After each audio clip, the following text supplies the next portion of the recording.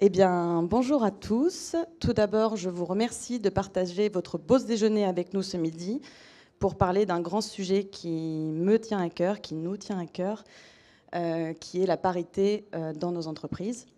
Donc, tout d'abord, je me présente. Je suis Cindy Routel, dirigeante de la société LEMS, société de protection respiratoire, détection gaz, anti-chute. On protège les salariés des risques industriels. Je dirais même des risques mortels dans l'industrie. Donc c'est un métier très technique où je suis entourée de beaucoup d'hommes. Vous comprendrez voilà, pourquoi je participe ce midi à ce débat. Je suis également présidente de la CPME Estuaire Côte d'Albâtre, qui est une organisation patronale qui a pour vocation d'accompagner nos dirigeants, chefs d'entreprise, de les représenter dans les instances telles que la CARSAT, les prud'hommes. Nous sommes partenaires de l'événement de la semaine de la PME, tout simplement parce que c'est évident, en étant très proche de nos PME, une semaine comme celle-ci qui anime et propose des ateliers riches, tout à fait en adéquation avec les besoins du moment de nos dirigeants. On nous a posé la question en presse hier matin, comment étaient choisis ces thèmes. En fait, on ne les choisit pas, ce n'est pas nous qui les choisissons, c'est vous, dirigeants, lors de vos échanges avec justement vos syndicats, avec les élus de la CCI. C'est vous qui abordez les thèmes et nous, on les récolte et on les transforme en ateliers pour venir vous apporter de l'aide. Qu'est-ce que je voulais vous dire? J'ai des missions quand même, on m'a donné des missions, il faut que je les respecte. J'ai pour mission de vous rappeler qu'il est important de voter pour notre CCI très prochainement. Alors, si je ne me trompe pas, c'est du 27 octobre au 9 novembre. C'est très, très important parce que les élus, on s'est donné comme mission d'avoir un taux de participation beaucoup plus important que les précédents. Donc, voilà, on est missionné et aujourd'hui, on compte vraiment sur vous pour participer à ces élections. Dans la CPME, on a un comité qui s'appelle Entrepreneuriat au féminin. Oui, encore des sujets sur les femmes. Oui, encore et encore. L'entrepreneuriat au féminin est un peu différent de ce que propose Femmes et Change à la CCI. On est sur un format où on n'a que des dirigeantes patrimoniales de leur entreprise et sur lequel on travaille des sujets qui sont vraiment propres à la femme chef d'entreprise. Dans cette commission, en fait, nous avons besoin de femmes pour nous représenter justement dans les instances, comme je l'ai dit tout à l'heure, pour la CARSAT, pour l'URSSAF, pour les prud'hommes. On a besoin de femmes qui portent haut et fort les valeurs des chefs d'entreprise. Vous l'aurez compris, on parle de parité et nous sommes 3 femmes sur le plateau. Donc en effet, il nous manque des hommes. Mais notre vocation aujourd'hui, notre volonté, c'est vraiment de vous partager nos convictions, parce que nous sommes toutes 3 issues de l'industrie, ou en tout cas avons eu un parcours pour Mélanie dans l'industrie, et elles en parleront elles-mêmes tout à l'heure. On a eu des barrières, on a eu des opportunités aussi. Et je pense qu'en fait, le fait de pouvoir les partager avec vous aujourd'hui, c'est peut-être convaincre encore certains chefs d'entreprise qui ont peut-être des craintes, qui pensent aussi peut-être que ça peut être compliqué d'avoir des femmes, peut-être, voilà. Et en fait, là, on est là aujourd'hui pour partager avec Élise et Mélanie vraiment de démystifier cette présence féminine dans vos entreprises. Je vais laisser parler Élise, parce que j'ai déjà pris un temps de parole assez important. Élise, donc dirigeante de la société CPM Industrie, qui va prendre la parole. Merci Cindy. Alors moi, la parité et la mixité, c'est un sujet qui me suit depuis ma naissance, puisque je suis moi-même issue d'une fratrie parfaitement mixte et paritaire, puisque j'ai 2 frères et une sœur. Et je suis tombée dans l'industrie parce que mon père est chaudronnier. Et donc, en fait, j'ai grandi avec ça. Et j'ai surtout été éduquée par mes parents de façon très mixte, c'est-à-dire que mes parents ne m'ont jamais conditionnée en tant que fille. Et jamais mon père ou ma mère ne m'ont dit que l'industrie, c'était pas un monde de filles. Donc, je me suis pas mis de barrière et j'y suis allée. Et j'ai repris avec mon frère l'entreprise familiale en 2014. Ça fait 20 ans que je suis dans l'industrie. Et notre entreprise, c'est la transformation du métal. Donc, c'est un métier super masculin. mais je n'y ai jamais vu un manque de place pour les femmes. Parce que j'ai été élevée comme ça. J'ai eu la chance d'avoir ce modèle-là. J'ai une grand-mère entrepreneuse, une tante entrepreneuse. Donc le fait d'aller entreprendre n'a pas non plus été un problème. C'est pourquoi il a été assez évident pour moi que la mixité, en tout cas, était un sujet assez fondamental dans l'entreprise. Parce que j'ai fait le constat, et ça, il n'y a pas besoin d'avoir fait de grandes écoles pour le faire, que des équipes mixtes travaillaient vachement mieux ensemble que les équipes exclusivement composées d'hommes ou de femmes. Moi, j'ai une problématique, c'est que j'ai un atelier de chaudronnerie, j'ai que des chaudronniers. J'ai un atelier d'usinage, j'ai que des tourneurs-fraiseurs. J'ai un bureau d'études, je n'ai que des ingénieurs hommes. Et j'ai un back-office où je n'ai que des assistantes. Voilà, donc on est vraiment dans le cliché. Et j'ai envie de le casser, ce cliché, parce que je me rends compte que quand mes ingés descendent au back-office, il y a une vraie facilité à travailler ensemble. En fait, les hommes aiment travailler avec les femmes et les femmes aiment travailler avec les hommes. Et ça se passe beaucoup mieux parce qu'on a un espèce d'équilibre de nos énergies. Alors, je ne sais pas si c'est hormonal, si c'est chimique. J'en ai absolument aucune idée. Je ne suis pas assez scientifique pour le savoir. Mais moi, je fais un constat, et c'est en général comme ça qu'on pilote notre entreprise en tant que dirigeant, c'est que si quelque chose marche, même si on ne le comprend pas parfaitement, et ben allons-y. Donc j'ai engagé un plan de mixité. Alors, on a été vertueux nous-mêmes dans notre organisation, parce que j'ai un CODIR parfaitement paritaire. On est 2 hommes et 2 femmes. Et on a engagé un plan de mixité pour essayer d'introduire un peu de féminisation en production et au bureau d'études. Alors, au bureau d'études, le sujet n'est pas encore résolu. Mais en production, j'ai réussi, puisque j'ai été aidée par la région il y a 4 ans pour former et intégrer une tourneuse. Alors, le mot est très moche, on est d'accord. C'est une jeune fille qui était en grande précarité, très éloignée de l'emploi. On lui a financé sa formation. Donc, elle a été cofinancée par la région à 50% et 50% par mon entreprise. On nous a financé l'aménagement de vestiaires, parce que c'est un truc tout bête. Mais quand mon entreprise s'est installée en 2008, on avait un vestiaire que d'hommes. Et d'ailleurs, ce qui est complètement fou, c'est que la réglementation du travail ne nous a pas imposé, quand on a fabriqué ce bâtiment, de vestiaires femmes. Parce que ça semblait tellement évident dans la société qu'une entreprise comme la nôtre n'aurait que des hommes en production, que la réglementation n'imposait pas de vestiaires femmes. Et donc, on a trouvé des astuces, parce qu'on trouve toujours de quoi faire 4 ou 5 mètres carrés de vestiaire. Et j'ai également été aidée pour installer des vestiaires femmes, ce qui a généré derrière un facteur d'attractivité, parce que les bruits de couloir sont arrivés dans les écoles de formation. Cette entreprise est mixte. Cette entreprise accueille aussi les femmes en production, et elle a un vestiaire avec des douches. Donc elle accueille autant les hommes que les femmes. Et aujourd'hui, toquent à ma porte des jeunes femmes qui sont en formation professionnelle, chaudronnerie, tourneur-fraiseur, qui viennent en stage et qui viennent chez nous. Donc moi, j'ai beaucoup plus de candidates, parce que j'ai également la population féminine qui vient chez moi, parce que j'ai de quoi les accueillir et qu'elles savent qu'on est woman-friendly chez nous. Donc c'est une expérience qui doit se mener dans le temps, évidemment, parce que je suis encore très très loin de la parité. Mais aujourd'hui, j'ai une chef d'atelier, j'ai une responsable méthode et une tourneuse en production sur un effectif de 22 personnes en production. Ça commence à être pas mal. Quand il y a 4 ans, il y avait que des hommes. Donc maintenant, le sujet, il est sur le bureau d'études. On est en train d'essayer d'y travailler. Mais les écoles font aussi bien le job. Et là, ce n'est pas un problème d'accueil. Là, c'est vraiment un problème d'appétence scientifique. Mais par exemple, on a, avec l'UIMM, créé le challenge industriel pour essayer d'encourager les jeunes filles en 3e à aller découvrir les parcours scientifiques qui mènent à des très belles carrières dans l'industrie. Donc en fait, notre mission, c'est d'en parler, d'en faire la promotion et d'engager un vrai plan de mixité. Et si j'avais dû le faire à l'inverse, parce qu'on pourrait nous targuer de féministes, si j'avais dû le faire à l'inverse dans un environnement très féminin, j'aurais moi-même fait ce plan de communication pour accueillir des hommes. Le coût de ce vestiaire par rapport à ton retour sur investissement, comment tu le caractérises en fait? En fait, il est anecdotique. J'en ai eu pour 3 000 € pour aménager un vestiaire, mettre quelques cloisons placo, une douche, un lavabo et acheter 2 casiers. C'est rien eu égard à la valeur ajoutée qu'est la présence d'une femme en prod. Alors elle est ravie parce que les hommes n'aiment pas travailler qu'entre eux. et d'avoir une femme en production a été accueilli avec beaucoup de plaisir et d'optimisme.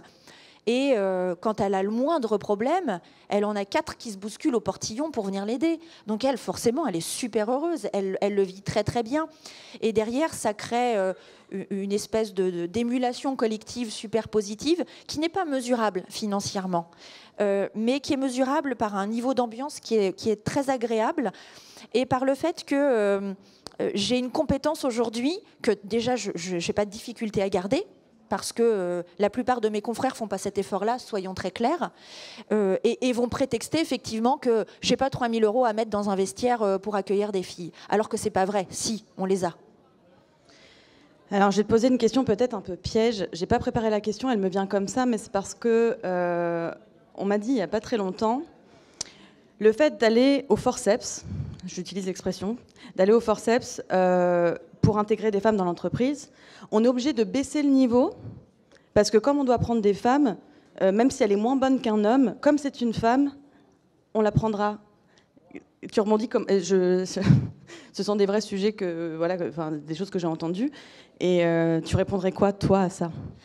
Que je suis d'accord avec le fait qu'on est obligé d'y aller au forceps aujourd'hui, et qu'effectivement, on est obligé de pratiquer la discrimination positive. Mais en réalité, on ne pourra jamais donner à l'opportunité à des équipes de se rendre mixtes si on n'a personne pour inspirer. Moi, j'ai été inspirée par ma grand-mère, par ma tante, qui ont entrepris dans des milieux ultra masculins. Donc, dans la mesure où j'ai eu ces modèles autour de moi, je ne me suis jamais posé la question du faisable, pas faisable, parce que c'est ancré dans mon schéma de construction. En démontrant, par exemple, ma tourneuse, là, je l'ai inscrite comme ambassadrice métier, parce que je veux qu'elle aille parler de son métier de tourneur-fraiseur auprès des jeunes publics en collège et auprès des jeunes filles, pour dire mon métier, il est super, il est complètement accessible pour une femme. Donc aujourd'hui, on est obligé d'en faire des tonnes. Et c'est dommage, mais on est obligé d'en faire des tonnes. On est obligé d'avoir des actes qui sont proches du militantisme et qui peuvent agacer, j'en suis bien consciente, mais parce que si on ne donne pas d'exemple, si on ne donne pas des noms de rues pour montrer qu'être une femme chercheuse, c'est quelque chose d'exceptionnel. Tant qu'on appellera la rue Pierre et Marie Curie et pas juste Marie Curie, notre société, elle ne progressera pas, en fait. On a besoin de modèles. On se construit à travers les modèles.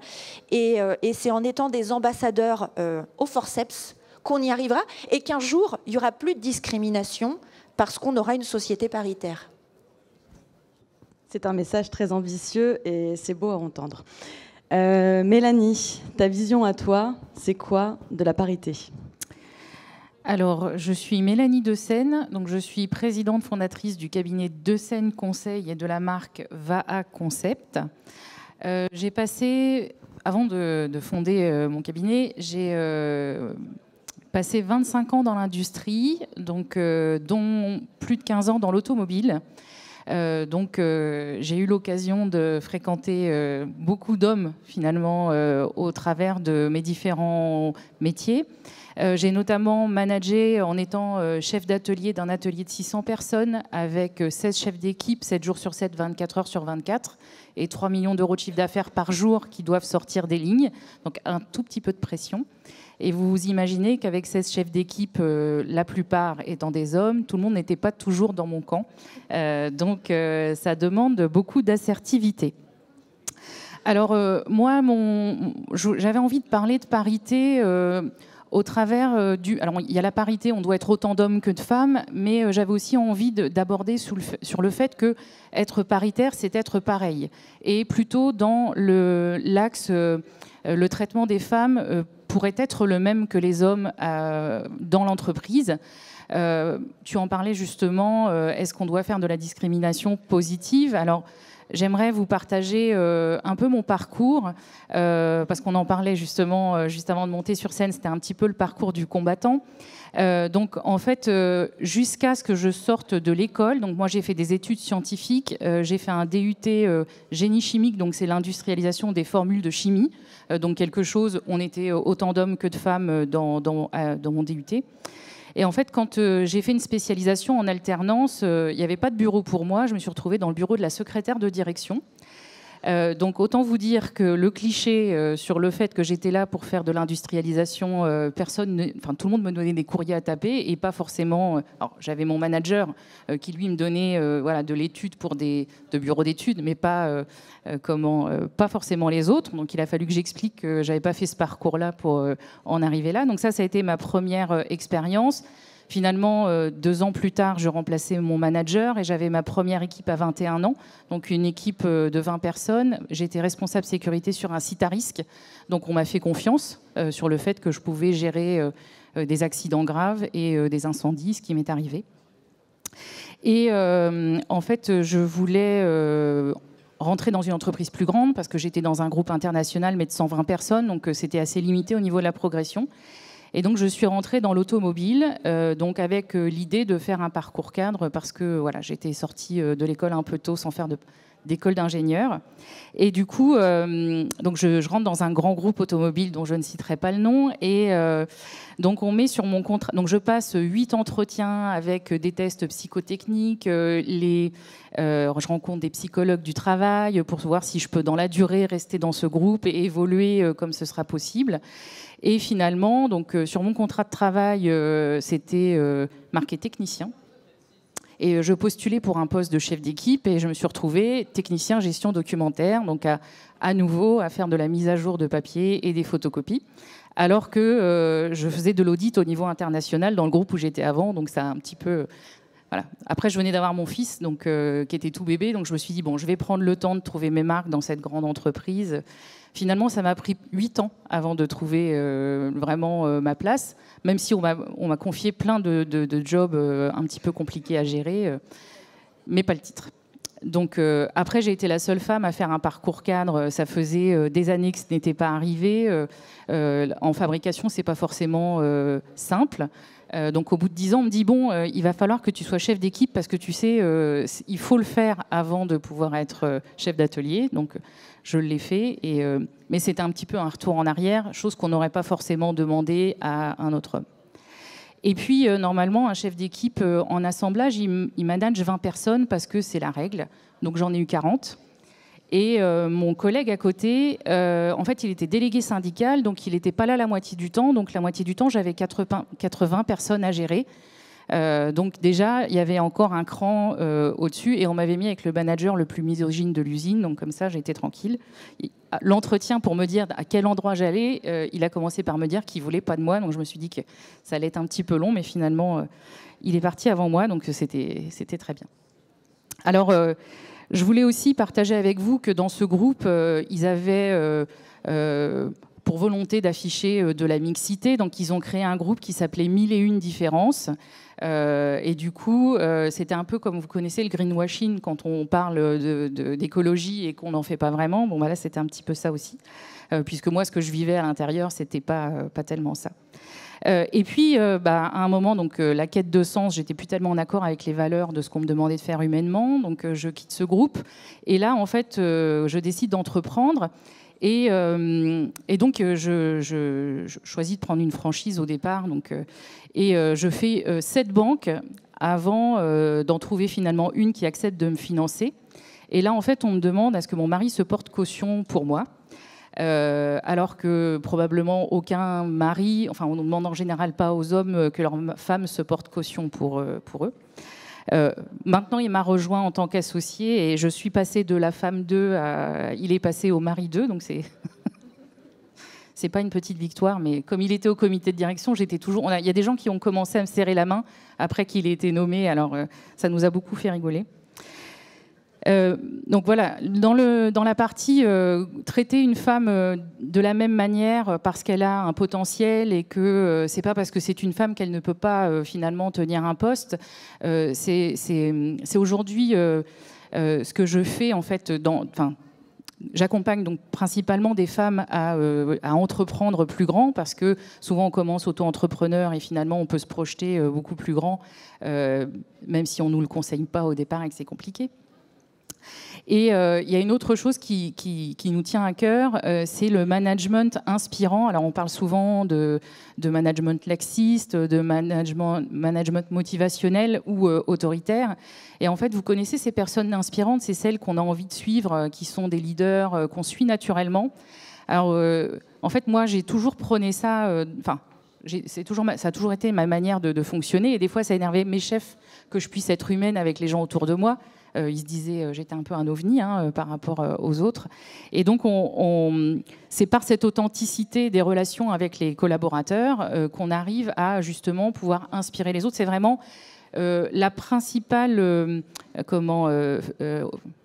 qualité qui va faire que les gens ils ont envie de vous suivre, c'est parce qu'en fait vous allez être honnête avec vous-même et donc dans votre façon de manager en fait vous allez retrouver des relations authentiques. Il y a une deuxième chose qui est importante dans le management inspirant, c'est le fait de nouer des liens véritables avec son équipe, c'est-à-dire qu'on ne change pas de façon d'être ou de faire en fonction du jour ou de l'heure de la journée.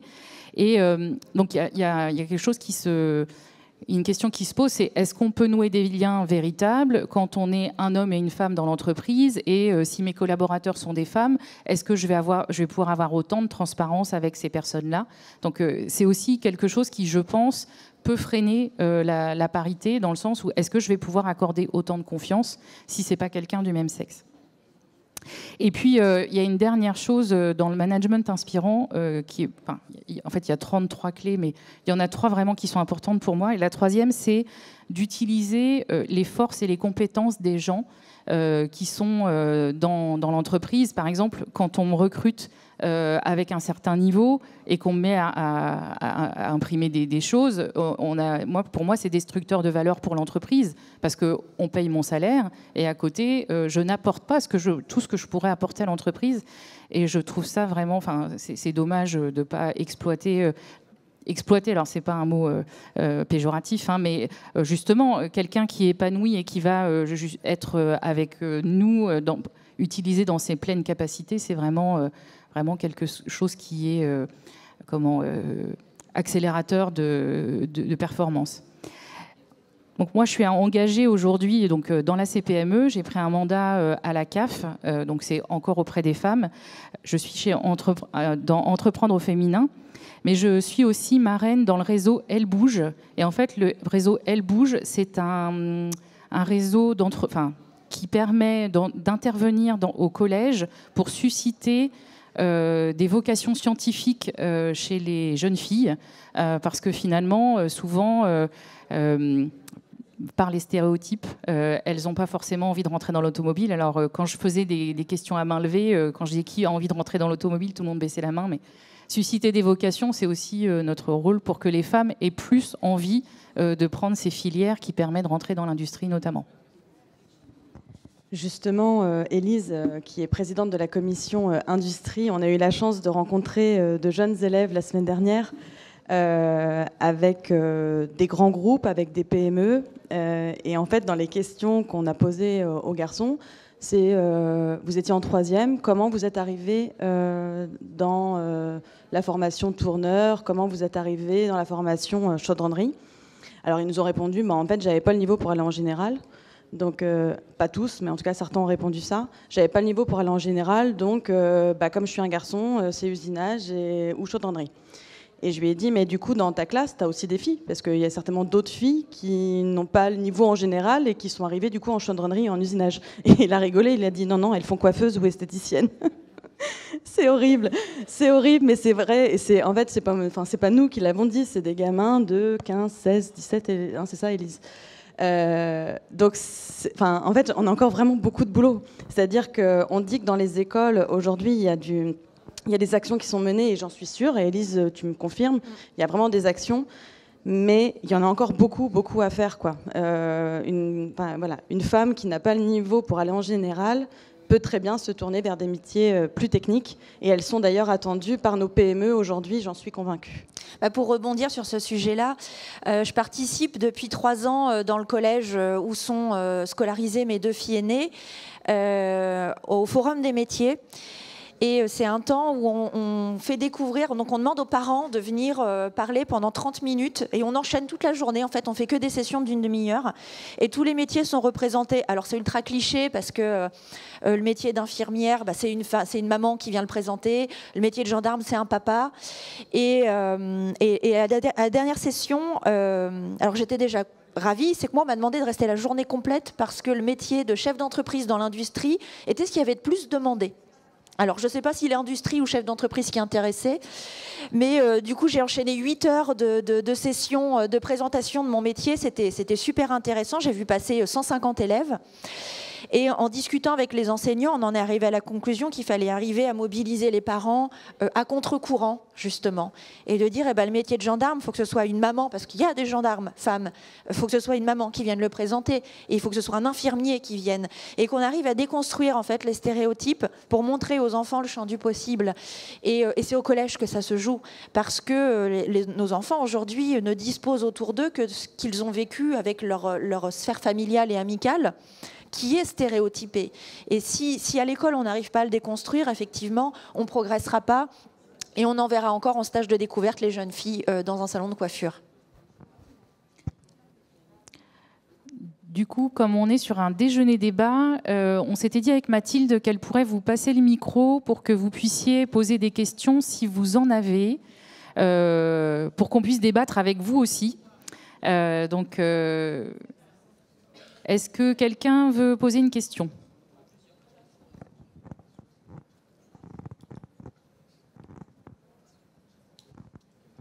C'est la première question qui est toujours la plus compliquée. Voilà. C'est bon. Mais effectivement, c'est la première question. Est-ce que, Mélanie, je me permets de te tutoyer. Est-ce que finalement les choses ont évolué entre le moment où tu es rentré dans l'industrie, tu disais l'industrie chimique à 19 ans, premier poste de chef d'équipe. Finalement, est-ce qu'en 20 ans, les choses ont bougé ou pas ? Alors, les choses, elles ont changé dans le sens où, tout comme Élise, il y a des personnes qui ont envie de faire changer les choses.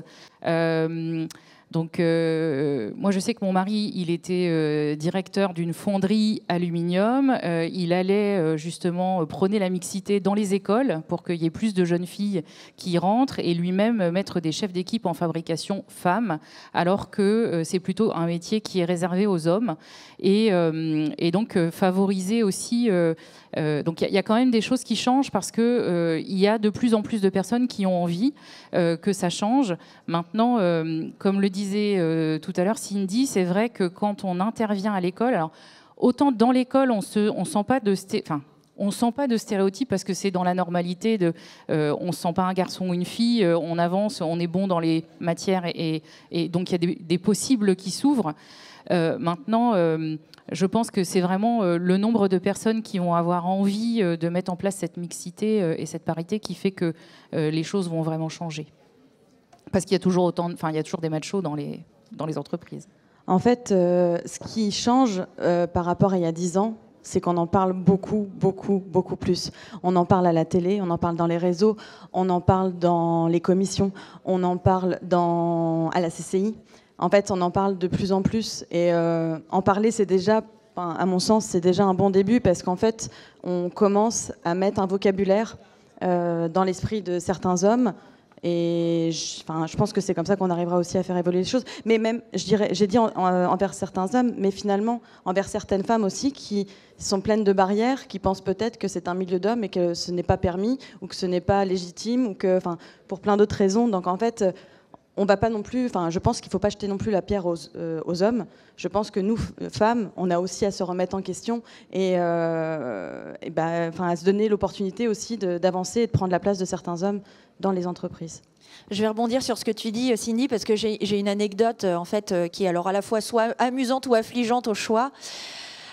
Justement, moi, tous les jours, en fait, à 10h, moi, dans mon entreprise, on s'arrête tous de travailler et on prend le café tous ensemble. Mathilde le sait, elle sait que si elle doit passer, c'est à 10h.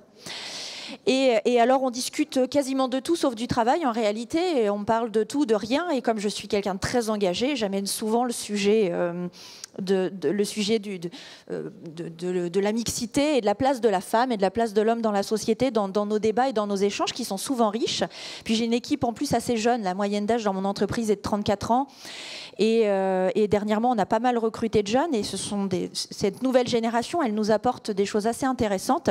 Et ce qui est rigolo, c'est que ceux qui croient qu'ils sont les jeunes de l'entreprise viennent de réaliser qu'ils n'étaient plus les jeunes, mais qu'ils commencent à devenir les anciens. Et il y a quelques semaines, on a eu un petit souci d'organisation et j'ai une de mes collaboratrices qui me dit « Élise, demain, je ne vais pas pouvoir venir parce que mon petit est malade ». Et ça m'a un peu agacée parce que c'est toujours elle qui s'occupe de son petit malade. Et je lui ai dit « Mais ton mari ne peut pas s'en occuper pour une fois parce que c'est toujours toi qui t'y colle ». Et elle m'a dit très spontanément « Ah ben non, il ne peut pas, il travaille ». Et je lui ai dit « Mais parce que tu crois que tu fais quoi, toi, ici ? Parce qu'il me semble qu'à la fin du mois, je te verse un salaire en contrepartie d'un travail qu'en plus, tu fais très très bien d'ailleurs. » Et elle-même, elle s'est dit « Mais c'est horrible ce que je viens de dire. » Je dis « Oui, c'est horrible en fait. » Et elle-même, elle a réalisé toute l'incongruité de son propos. Donc, ce qui signifiait que dans son échelle de valeur, le métier de son mari était moins facile à sacrifier que le sien. Et on en a reparlé ensemble parce que je lui ai dit je veux comprendre. Et parce que c'est pas une question de rémunération, elle gagne plus que son mari. Donc c'est même pas le sujet en réalité. Et elle m'a expliqué que c'était parce que dans son esprit, un enfant malade, il a plus besoin de sa mère que de son père. Et que dans son esprit, c'était plus facile de faire avaler à une entreprise qui est engagée dans la mixité de s'absenter que son mari qui travaille chez Total dans un environnement nettement plus machiste où il est impensable qu'un homme dise « demain je prends ma journée parce que mon petit garçon est malade » en fait. Donc on a aussi, nous dirigeants, un gros travail à faire. Alors là, pour le coup, j'en ai été victime. C'est-à-dire que mon ouverture d'esprit m'a fait payer le fait que ma collaboratrice s'est sentie totalement à l'aise avec ça. Mais dans le fond, c'est intéressant parce que ça révèle bien qu'on a des vrais problèmes de valeur, de niveau de valeur dans nos entreprises et qu'on a une vraie acculturation à faire aussi au sein de nos entreprises et de débats à animer avec nos collaborateurs pour ouvrir les esprits, notamment sur le sujet de la charge mentale et qui permet aux femmes de développer leur carrière. Parce que je lui ai également expliqué que si elle se positionnait toujours de cette façon-là, elle allait se priver d'opportunités professionnelles et pas son mari, juste parce qu'elle n'a pas trouvé l'équilibre dans son organisation personnelle. Je crois qu'on a une autre question.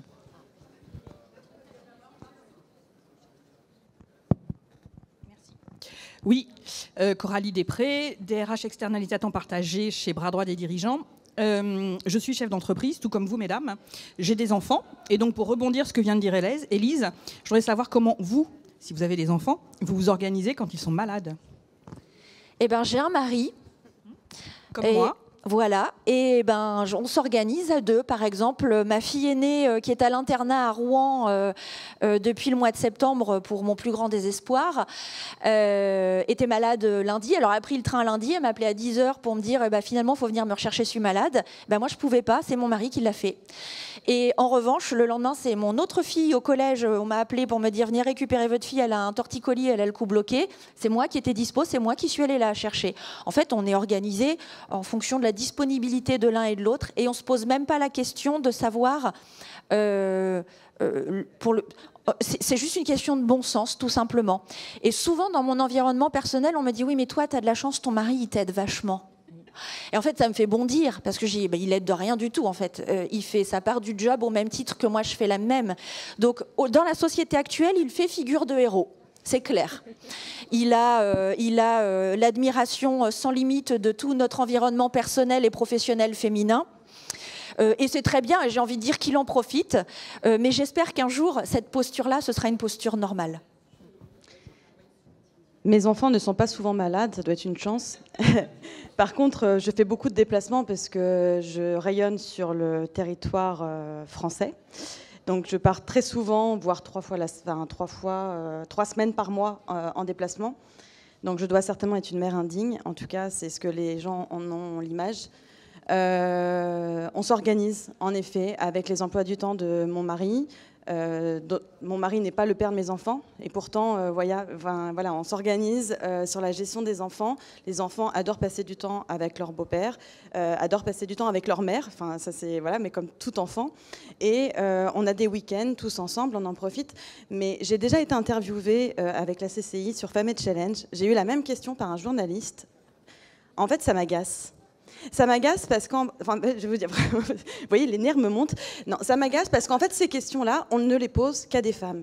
Jamais, jamais un homme est interviewé, jamais on ne lui pose la question de savoir comment il s'organise avec ses enfants, avec sa femme, pour gérer son entreprise, pour gérer sa vie personnelle. Jamais on ne pose cette question-là à des hommes, on ne les pose qu'aux femmes. Et ça m'insupporte. Donc j'y réponds volontiers, mais ça m'agace. Alors, du coup, moi, je suis un peu moins agacée, mais je veux répondre aussi. Donc, nous, on est une famille recomposée avec 5 enfants, donc on fonctionne à 7. Depuis 10 ans qu'on a recomposé cette famille, en fait, on a toujours fait le choix d'avoir un poste moins engagé pour l'un ou l'autre. C'est-à-dire que pendant que je manageais mon atelier, il avait pris un poste où il n'avait pas autant de management et d'amplitude horaire pour pouvoir gérer l'ensemble de la famille. Parce que ses enfants allaient à l'école à 50 km de chez nous, donc il fallait faire la route tous les jours avant d'aller bosser. Donc c'est une organisation. Aujourd'hui, on est entrepreneurs tous les deux, nous travaillons, notre siège est à notre domicile et on a la chance, nos enfants sont grands et parfois c'est même eux qui préparent certaines choses. Donc pour nous rendre service, on a vraiment depuis qu'on a entrepris, là, d'abord on est beaucoup moins stressé par les interactions extérieures qui pouvaient être stressantes dans l'automobile. Même si chef d'entreprise, on est d'accord, la vie n'est pas dans un long fleuve tranquille. Mais du coup, on est plus en accord avec nos valeurs et ça a tout changé pour eux. Ils sentent vraiment qu'on est vraiment zen. Donc ça a beaucoup changé aussi le fait qu'ils aient moins de besoins. Parce que comme ils nous sentent bien, on profite de moments beaucoup plus... Merci. Est-ce qu'il y a une autre question ? Merci. Je voulais juste en fait revenir sur... Désolée de t'avoir agacée, Cindy. Mais parce que moi, je suis convaincue que c'est un frein à l'entrepreneuriat féminin, où nombreuses sont les femmes qui se disent « mais comment je vais faire ?» Parce qu'à la maison, je porte tout, et si en plus, il faut que je porte une entreprise, ça va être compliqué. Donc c'est pour ça que je... Ça, c'est une croyance limitante qu'on nous a mis tout petits. On est d'accord, Mélanie. Et ça, c'est mon métier de les enlever. Hein. Mais ce que vous soulignez, c'est important parce que moi-même, dans mon propre environnement personnel, je suis obligée de déconstruire ce schéma-là. Parfois même, mes amis, de façon très maladroite et inconsciente, me disent, par exemple, je suis observateur citoyen pour France Info le mardi soir pour une émission, donc j'interviens dans cette émission. Donc ça me fait rentrer à 22h30 à la maison. Et chaque fois, mes amis horrifiés me disent « mais t'as pas pu embrasser tes filles ?» C'est pas dramatique, je veux dire, elles vont survivre. Déjà, elles sont avec leur papa, donc elles ont eu leur dose de câlins et de bisous.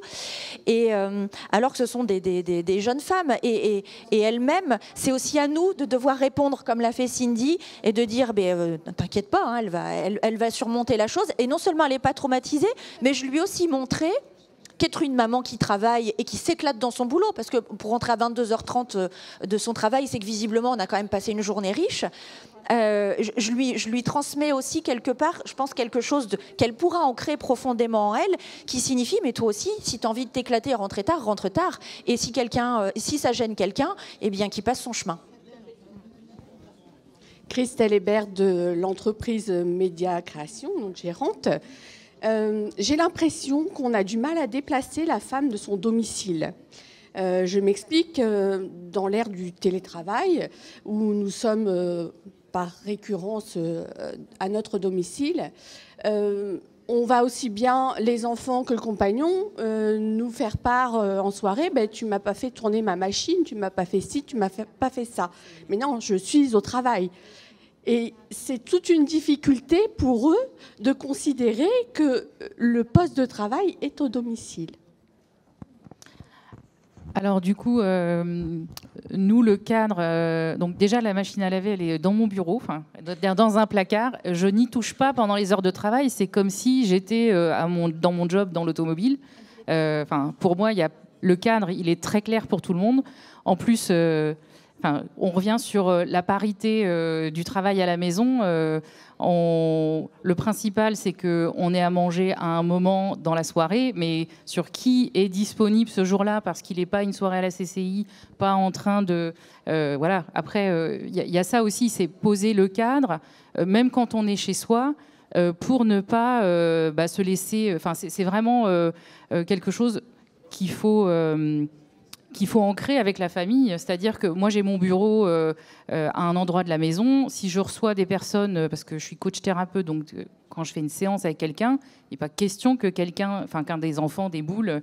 Et c'est même pas imaginable que quelqu'un vienne nous déranger. Donc il y a vraiment un respect qui aujourd'hui est ancré parce que c'est le cadre que j'ai posé aussi. Et je pense que le sujet du télétravail, pour le coup, pour remettre la parité au cœur du sujet, je pense que le problème du télétravail, c'est un problème pour l'homme et pour la femme. C'est-à-dire qu'aujourd'hui, quand papa travaille, il est dans la salle, ou que maman travaille et qu'elle est dans le salon, en fait, je pense que pour les enfants, ça reste compliqué. Mais je pense que pour le coup, c'est pas forcément un problème féminin. Enfin, en tout cas, je le pense pas. Je pense que c'est à nous d'éduquer les enfants sur ce nouveau mode de travail et d'expliquer que oui, je ne pars pas au travail, mais je suis dans mes activités. Et je pense qu'il est aussi important peut-être de définir votre lieu de travail au sein de la maison. C'est-à-dire que ce ne soit pas un jour dans la cuisine, un jour dans la salle, un jour dans le salon, parce qu'un enfant de moins de 6 ans ne comprendrait pas en fait. Alors qu'à partir du moment où vous vous êtes trouvé un espace fixe chez vous qui est devenu votre rituel et votre bureau, l'enfant est tout à fait capable de comprendre, si on le lui explique, que ici, maman travaille ou ici, papa travaille, parce que je pense vraiment que là, c'est un sujet le télétravail, je pense que c'est pas spécialement féminin. Je pense que c'est vraiment un sujet mixte. Et je pense qu'il est important d'expliquer aux enfants, de prendre le temps d'expliquer et pas de les envoyer balader pendant qu'on est en train de travailler, mais plus en amont, de bien expliquer ce qu'est le travail. Et je vous assure que des enfants sont capables de le comprendre. Mais je ne pense pas que ce soit forcément un sujet féminin ou masculin. Après, si je peux me permettre d'intervenir, le travers qu'on pourrait avoir quand on entreprend, c'est de se dire, bon, maintenant que je vais être à la maison, j'ai plus besoin de faire garder mon enfant qu'à moins de 3 ans, parce que je vais être à la maison. En fait, déjà, là, c'est mauvaise décision dès le départ. Parce que, en fait, il va avoir besoin de nous autant que si quelqu'un s'occupait de lui. Donc c'est à ce moment-là, c'est un mauvais choix stratégique d'entrepreneur, j'ai envie de dire, que de se dire qu'on va... Alors c'est vrai que là, les enfants, ils ont été beaucoup chez nous parce qu'ils avaient des cours 1 semaine sur 2, en présentiel, etc. Là, c'est en train de revenir à la normalité. Mais moi, j'ai accompagné des jeunes femmes qui avaient du coup un peu mis leur entreprise en stand-by parce que justement, elles s'étaient dit, je peux prendre mon fils 2 jours par semaine au lieu de le mettre à la crèche. Et en fait, pendant ce temps-là, elles ne peuvent pas travailler pour l'entreprise. Donc là, c'est vraiment le temps qu'on s'accorde à soi en tant que chef d'entreprise. Michel Murlin, je suis le journaliste qui vous accompagne sur les différents plateaux télé pendant cette semaine de la PME. Je me permets d'intervenir pour 2 raisons. La première, c'est que j'épouse tout ce que vous dites. Pas vous, les causes que vous développez. La deuxième, c'est que je pense qu'il manque quelque chose, c'est le regard des femmes sur les femmes. Moi, j'étais élevé dans un univers de femmes et je suis le papa de 8 filles avec mon épouse qui est une ancienne journaliste. Très tôt, elle a pris la décision, on s'est concerté, qu'elle arrête de travailler pour élever les enfants. Et j'ai des amis, notamment une directrice de campagne, une directrice de cabinet, une autre qui est chef d'entreprise. Elle me demande, mais qu'est-ce qu'elle fait maintenant, ta femme ? Je dis, elle est à la maison avec 8 enfants. Mais qu'est-ce qu'elle fait ? Donc il y a aussi le regard des femmes sur les femmes qui n'ont pas épousé la même direction qu'eux, qui ont fait un choix. Et parfois, il y a un regard qui, sans être méchant, n'est pas complaisant totalement par rapport au choix qui a pu être fait. Mais je me retrouve aussi dans tout ce que vous dites. Moi, travaillant, et elle, travaillant à la maison, mais n'ayant pas le travail, oui, c'est vrai que de temps en temps, je me repose sur ma femme. Tiens, t'as pas eu le temps de faire ça ? Voilà. Donc, vous voyez, c'est des mécaniques qu'on retrouve aussi, malheureusement. C'est pour ça qu'on a comme responsabilité d'être inclusif, justement, et de prendre en compte. On ne peut pas nier aujourd'hui la double charge qui repose encore dans notre société sur l'épaule des femmes. Et en tant que dirigeant, on ne peut pas le nier. Et nous, ce qu'on a mis en place il y a 2 ans dans mon entreprise avec mon frère, c'est les horaires flexibles pour permettre justement d'allier vie pro, vie perso, parce que c'est un vrai problème de société aujourd'hui. Et on s'est rendu compte que autant nos collaboratrices que nos collaborateurs étaient en attente de ça. Et que d'offrir cette opportunité de pouvoir aménager un peu ses horaires pour mieux combiner sa vie a fait que certains collaborateurs qui ne se chargeaient pas de certaines obligations personnelles aujourd'hui s'en chargent parce que leur métier et la souplesse de leur métier le permet, ce qui n'était pas le cas auparavant. Et je vois émerger une nouvelle génération de papas, de jeunes papas, qui prennent en charge beaucoup plus de choses et qui commencent à assurer leur parentalité. Alors, j'irai pas jusqu'à dire de façon complètement paritaire, on est dans le sujet, mais on n'en est pas loin. Et qui progressent vraiment. Donc, il y a aussi, notre société, elle doit s'adapter pour permettre aux pères de prendre leur place, qui peut-être a été un peu préemptée par la femme et par ce côté un peu matriarcal, parce que c'est ça finalement, c'est le matriarcat, et c'est le regard très lourd que certaines femmes peuvent peser sur d'autres, ce poids qu'on peut avoir, tant dans le fait qu'on peut être jugé parce qu'on travaille beaucoup, ou à contrario de juger ces femmes qui ont fait le choix d'élever leurs enfants, au même titre qu'elles doivent d'ailleurs juger les hommes qui décident d'élever leurs enfants. Mais là, c'est plus un problème à la fonction de parents au foyer, si on veut être parfaitement mixte dans le propos. Et on est dans une société où aujourd'hui, être parent au foyer, c'est pas considéré comme une activité, mais comme un passe-temps. Est-ce qu'il y a une dernière question ?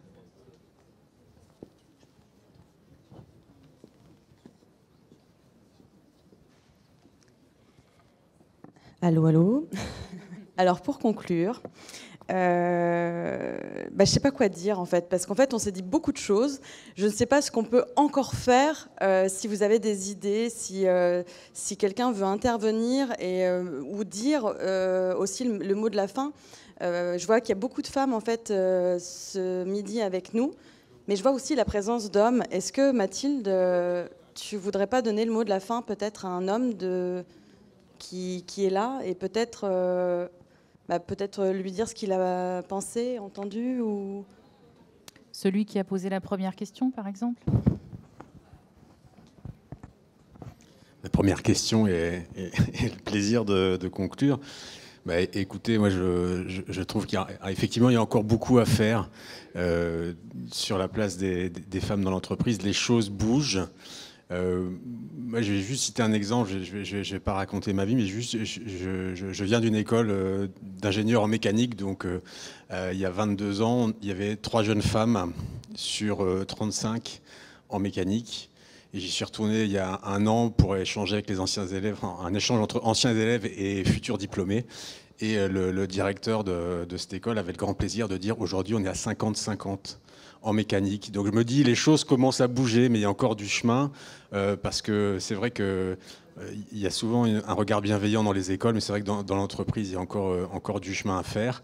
Et ce que vous faites aujourd'hui, je pense que c'est une excellente chose de pouvoir témoigner de la difficulté de votre parcours ou des réussites en tant que femme, pour donner envie aux autres, parce qu'effectivement, quand on regarde le nombre de chefs d'entreprise en France, c'est très majoritairement masculin. Moi, je le sais, parce que quand je fais des recherches, je ne fais pas de recherche selon des critères de sexe sur les entreprises, juste de taille d'entreprise et de périmètre géographique.